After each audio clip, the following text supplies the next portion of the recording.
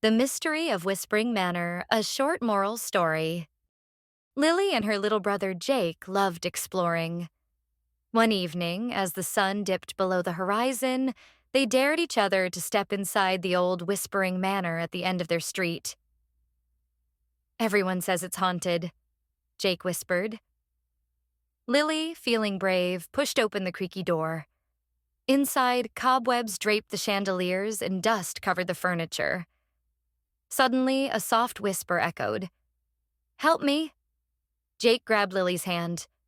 "Let's go," he yelped. But Lily spotted something. A tiny kitten stuck under a broken chair. Its little eyes were full of fear. "Oh, you're not a ghost. You're just scared," she said, gently lifting the kitten. As soon as she freed it, the whispers stopped, and a warm breeze filled the room. The house didn't feel scary anymore. They took the kitten home and named her Whisper. Moral: bravery and kindness can turn fear into friendship. Sometimes what we fear is just something that needs our help.